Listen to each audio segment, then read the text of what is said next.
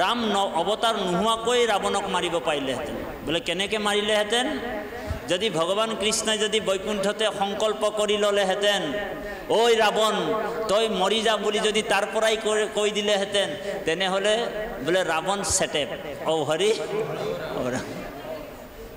বৈকুণ্ঠৰ পৰাই যদি কৈ দিলেহেঁতেন ঐ ৰাৱণ তই মৰি থাক বুলি কৈ দিলেহেঁতেন তেনেহ'লে ৰাৱণ মৰি গ'লহেঁতেন গতিকে আমাৰ নিচিনা অবুধ প্ৰাণীবিলাকক ধ্যান দি শুনিব বৰ গুৰুত্বপূৰ্ণ কথা চিঞৰ বাখৰটো একেবাৰে নকৰিব পাৰিলে আমাৰ ৰন্তু শইকীয়া বাবে প্ৰায় কৈ থাকে যে মানুহৰ কথা শুনা ধৈৰ্যটো মাত্ৰ 45 মিনিট হয়নে কিন্তু আমি 2 ঘণ্টা 2.5 ঘণ্টা একেৰাহে বহিব নোৱাৰোঁ গতিকে তথাপিও আমি চেষ্টা অকণমান কৰিব লাগিব মানে কথা শুনিলেহে গুছে মনৰ সংগ অকণমানটো আমি ধৈৰ্য ধৰিব লাগিব আমি লাভ ল'ব লাগিব ইয়াৰ পৰা হয়নে বাৰু ইয়াত আহিলোঁ বোলে ধুনীয়াকৈ সাজি কাচি আহিলোঁ আৰু ইয়াত অহাৰ পিছত যদি আমি গ্ৰাম্য কথা পাতি থাকোঁ ইজনে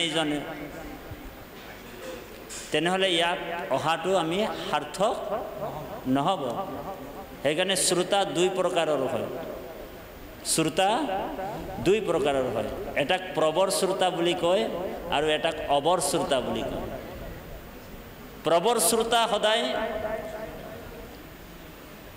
ৰাজহাঁহৰ নিচিনা হয় ৰাজহাঁহ দেৱা প্ৰবৰ শ্ৰোতাটো সদায় ৰাজহাঁহৰ নিচিনা ৰাজহাঁহ এবিধ দিব্য ৰাজহাঁহ আছে এই ঘৰত পোৱা ৰাজহাঁহৰ কথা কোৱা নাই তেওঁ যদি গাখীৰ আৰু পানী মিক্স কৰি দিয়ে অকল গাখীৰটো খায় পানীখিনি এৰি দিয়ে নিৰ এৰি ক্ষীৰ খায় তো আমি তেনেকুৱা শ্ৰোতা হ'ব লাগিব যেনেকৈ নৈমিষাৰণ্যত সৌনক প্ৰমুখ্যৰে যিমান যি আছিলে শ্ৰোতা সেইসকল কুশলা আছিলে মানে একেবাৰে ৰসত চতুৰ হয়নে বাৰু তেনেকৈ আমি চতুৰ হ'ব লাগিব সেইকাৰণে ৰাজহাঁহৰ নিচিনা আমি শুনিব লাগিব কথাবিলাক উদাহৰণ তাৰপিছত আৰু এবিধ শ্ৰোতা আছে তাক অবৰ শ্ৰোতা বুলি কৈছে অবৰ শ্ৰোতা মানে হৈছে তাৰ 2টা উদাহৰণ আছে এটা হৈছে অজ মানে ছাগলী আৰু এটা হৈছে বৃষ এটা হৈছে হাড় গৰু বুজিছেনে বা অজ কেনেকৈ আকৌ ছাগলীটোৱে যেনেকৈ লেপ লেপ লেপ লেপ লেপ লেপ লেপ লেপ কৰি থাকে কিছুমান শ্ৰোতা চাব বা ক'ৰবাত আমাৰ এই আইগৰাকীৰ সকলৰ কথা কোৱা নাই ক'ৰবাত অখণ্ড ভাগৱত পাতে ভাগৱত ব্যাখ্যা অনুষ্ঠান পাতে আইসকলে চাব এইফালে জুবিন গাৰ্গ নিচিনা ভাগৱতৰ অনুষ্ঠানটো চলি থাকে হয়নে পাঠকী 2জনমান আহে সুৰ লগাই ধুনীয়াকৈ পাঠ কৰি গৈ থাকে আৰু আইসকলে কি কৰে গ্ৰুপ পাতি ছাগলীয়ে যেনেকৈ লেপ লেপ লেপ লেপ লেপ লেপ লেপ লেপ কৰি থাকে তেনেকুৱা লেপ লেপাই থাকে বোলে নিজেও কৃষ্ণ কথা নুশুনে আৰু আনকো ডিষ্টাৰ্ব কৰি থাকে এনেকুৱা শ্ৰোতা বাৰু আপোনালোক নহয় ঔ হৰি ঔ ৰাম আৰু এবিধ শ্ৰোতা আছে তাক বৃষ বুলি কোৱা হৈছে বৃষ মানে হাড় গৰু এনেকুৱা মানুহ আছে বা এনেকুৱা ভকত আছে আপোনালোক জানে যে তেওঁ কিছুমান মানুহ চাব ভাদৰ মাহত নাম চলি আছে আমাৰ দাস বাপে নাম প্ৰসংগ কৰি আছে বহি ধুনীয়াকৈ নাম গাই আছে গাই থাকোঁতে তেওঁ আকৌ আহিব মানুহজন আহি এনেকুৱা এটা খুঁটা এটা নিৰ্বাচন কৰি বহি ল'ব দেই তাৰপিছত খুঁটাটোত আউজি কিনি বহি ল'ব এইফালে নামাচাৰ্যৰ নাম গাই আছে তেওঁ এটা ধুনীয়াকৈ টোপনি মাৰিব বুজিছেনে বাৰু নামাচাৰ্যই নাম গাই আছে আৰু তেওঁ ধুনীয়াকৈ এটা টোপনি মাৰিব হয়নে আৰু যেতিয়া নামাচাৰ্যই নাম সামৰণি মাৰিব তেওঁ কি কৰিব প্ৰসাদৰ টোপোলাটো ল'ব আৰু ঔ হৰি ঔ ৰাম তাৰ বাহিৰে আৰু তাৰ কাম নাই সেইটোক বৃষ বুলি কোৱা হৈছে বৃষ মানে হাড় গৰু হাঁহ গৰু যেনেকৈ গোহালিত পালে গোহালিত থুৱে, বাহনিত পালে বাহনিত থুৱে, আৰু আপোনাৰ পাকঘৰত পালে মানে পাকঘৰত সোমাই যিমান বস্তু আছে খাই বৈ তাতো হৈ যাব, আৰু ৰাস্তাত পালে ৰাস্তাতো হৈ থাকে, হয়নে? ঠিক তেনেকুৱা আমি শ্ৰোতা হ'ব নালাগে। গতিকে আমি কৃষ্ণ কথাটো বহুত সাৱধানে শুনিব কৈছে, কাৰণ কৃষ্ণ কথাত মোৰ মহালাভ আছে বুলি কৈছে।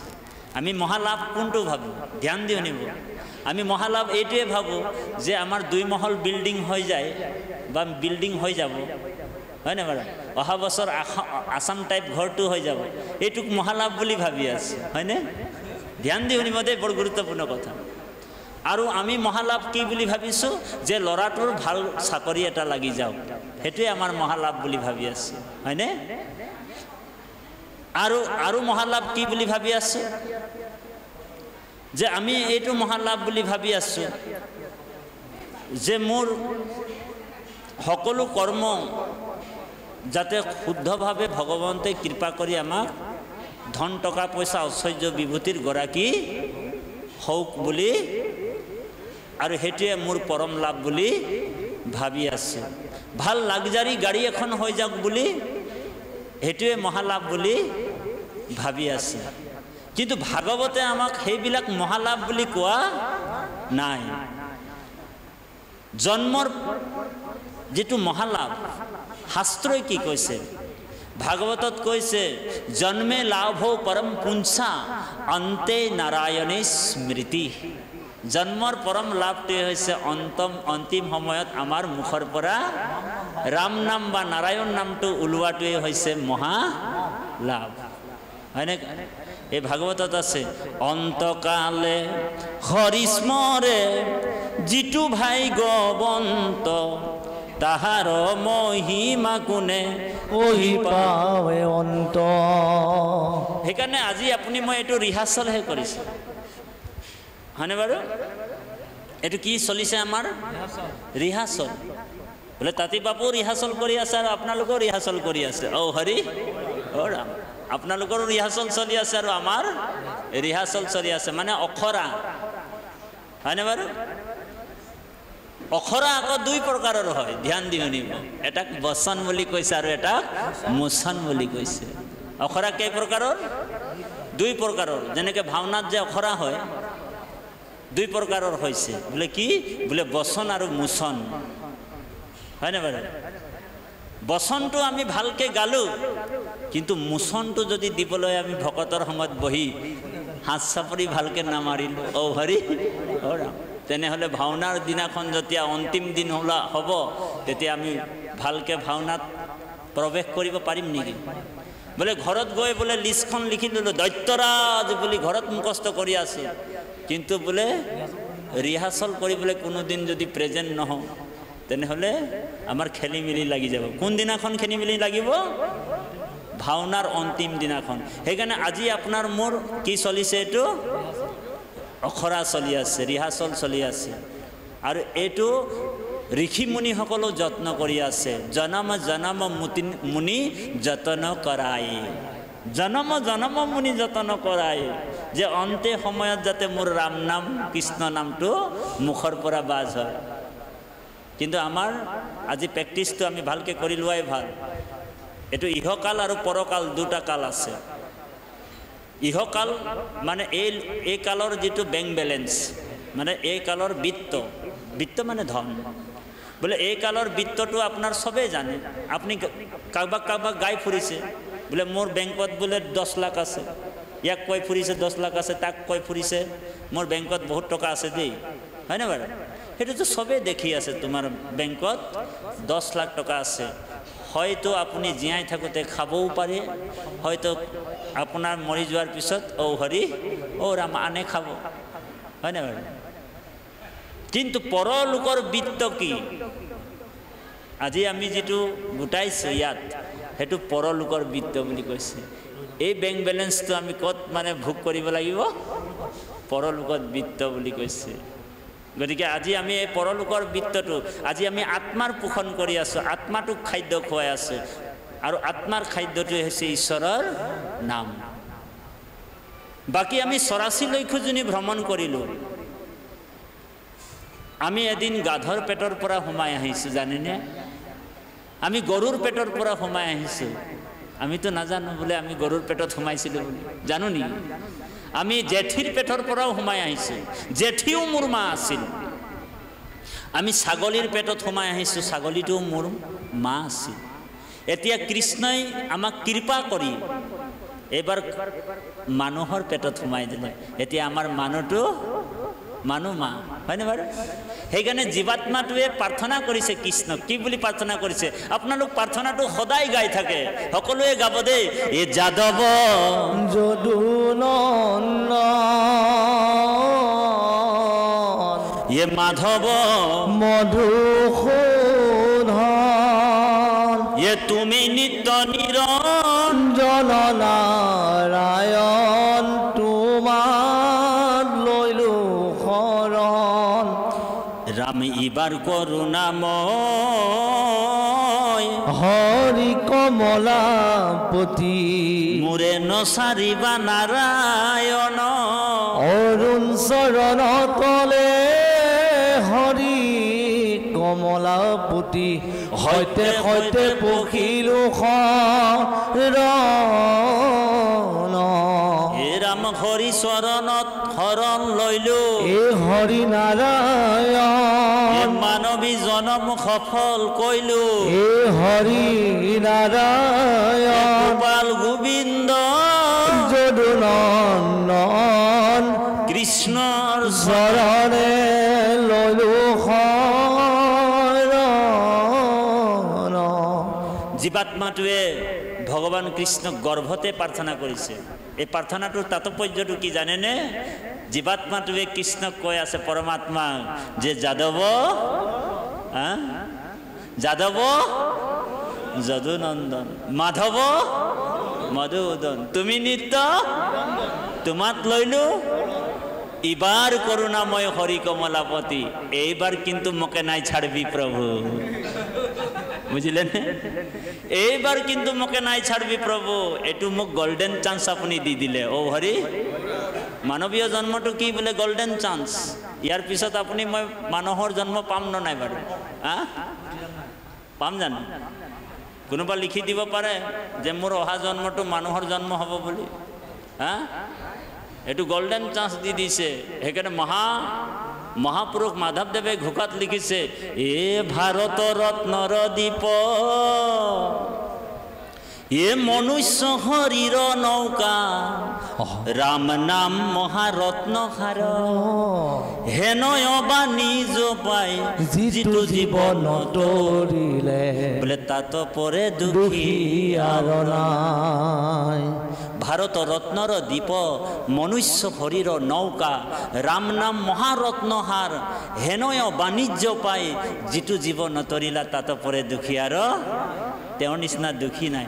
অকল দুখীয়াই নহয় বোলে, সেইজনৰ নিচিনা আত্মঘাতীও নাই বুলি কৈছে। ও হৰি, ও ৰাম।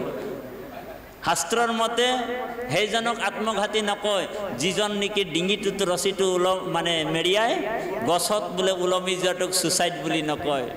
যিজন মানুহৰ জন্ম পায় যদি হৰিৰ ভকতি নকৰে, সেইজনকে আত্মঘাতী বুলি কৈছে। ও হৰি, ও ৰাম। সেইকাৰণে দশম স্কন্ধ ভাগৱততে উল্লেখ কৰিছে, বোলে ভৱতৰিবাৰ যোগ্য লভিলা শৰীৰ, ভৱতৰিবাৰ যোগ্য মনুষ্য শৰীৰ, বিষয় বাতাসা পায়া কৰিলা অস্থিৰ।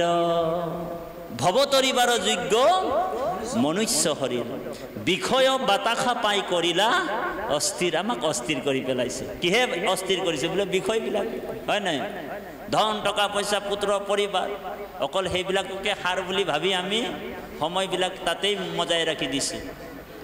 মনটো কিন্তু কৃষ্ণৰ চৰণত মজাব আজিলৈকে পৰাই নাই, হয়নে বাৰু? বহুত যত্ন কৰি আছে। কেতিয়াবা কেতিয়াবা মনটো লাগি যায়, তাৰপিছতো আৰু বিষয়ত লৈ গুচি যায়, হয়নে বাৰু? সেইকাৰণে ধ্যান দি শুনিব। মহাভাৰতৰ শকুনি, মহাভাৰতৰ শকুনিয়ে এটা সাংঘাতিক প্ৰাৰ্থনা কৰিছে কৃষ্ণক। যিজন শকুনিয়ে গোটেই মহাভাৰত যুদ্ধখন লগাই দিলে, সেইজন শকুনিয়েনো কৃষ্ণক প্ৰাৰ্থনা কৰিছে। এটা বৰ ডাঙৰ কথা, হয়নে বাৰু? বোলে মহাভাৰতৰ শকুনিও কৃষ্ণক প্ৰাৰ্থনা কৰিছে। বোলে কি বুলি প্ৰাৰ্থনা কৰিছে জানেনে? বোলে কৃষ্ণ তদ্দিও পদ পংকজৰান্তে ঐদবয় বিশুদ্ধ মানস ৰাজহংস প্ৰাণপয়ান সময় কফবাত পীত কণ্ঠাৰুধয় স্মৰণম কুতেস্ত। মহাভাৰতৰ শকুনিয়ে কৈছে, মহাপুৰুষ মাধৱদেৱে ঘোকাত অনুবাদ কৰিছে, সকলোৱে গাব, হে কৃষ্ণ তজু পাদ পদ্ম পঞ্জৰ ভিতৰে মোৰ মন ৰাজহংস পখী থাকো হে প্ৰভু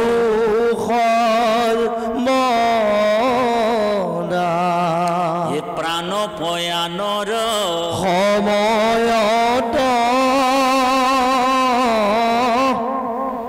কফবাত পীত আদি যত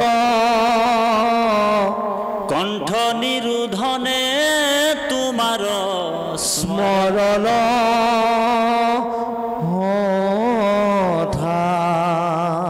মহাভাৰতৰ শকুনিয়ে কৈছে, কৃষ্ণ তদ্দিও পদপঙ্কজৰান্তে ঐদবয় বিশুদ্ধ মানস ৰাজহংস প্ৰাণপয়ান সময় কফবাত পীত কণ্ঠৰুধ স্মৰণম কুতেস্ত। হে কৃষ্ণ তজু পাদ পদ্ম পঞ্জৰ ভিতৰে মোৰ মন। এই মোৰ মনটোৱে গোটেই গণ্ডগোল কৰি আছে। ঔ হৰি ঔ ৰাম, যে হে নাৰায়ণ, হে কমল নয়ন, মোৰ এই মনটোক ৰাজহাঁহৰ নিচিনা যেনি তেনি উৰি যাব বিচাৰে।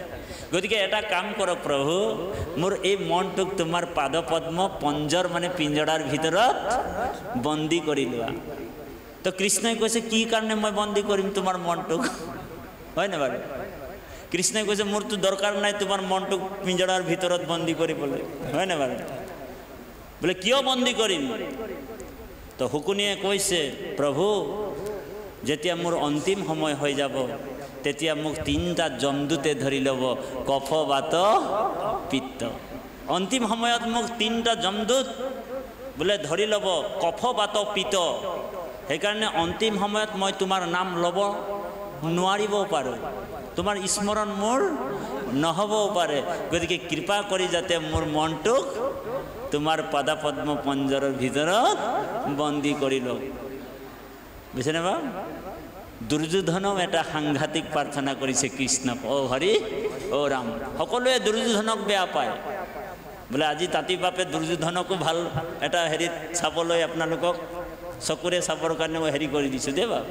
বোলে দুৰ্যোধনে কৈছে কৃষ্ণক, বোলে ধৰ্মক জানো হো মই তথাপি প্ৰবৃত্তি নাই। হে কৃষ্ণ, তুমি মোক ধৰ্ম নিশিকাবা, ধৰ্ম কি মই জানো, তাত মই প্ৰবৃত্তি হ'ব পৰা নাই। বোলে অধৰ্মটো নিৰ্বৃত্তি নহয়, অধৰ্ম মুক্ত শিকাব নালাগে, অধৰ্ম কি সেইটোও মই জানো, তাত মই কিন্তু নিৰ্বৃত্তি হ'ব পৰা নাই। হৃদয়স্থিত হোৱা তুমি যেন কৰাই বাহা স্বামী, ঋষিকেশ কৰিব তেন নহয়। গতিকে কৃপালু বাপাই সমস্ত আমাৰ মনটো যাতে কৃষ্ণৰ চৰণত লাগি থাকে, কিন্তু কৰ্তব্য কৰ্মটো আপোনালোক সংসাৰত কৰি থাকিব। বোলে আইগৰাকীক বিয়া পাতি আনিছে, আইগৰাকীক লালন পালন কৰাটো আপোনালোকৰ ধৰ্ম দেৱ।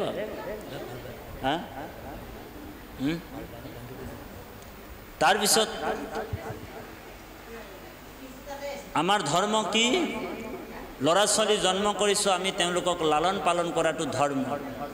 কিন্তু সেই ল'ৰা ছোৱালী ধন টকা পইচাত আমাক মজি থাকিবলৈ কোৱা নাই। বুজিছেনে বা?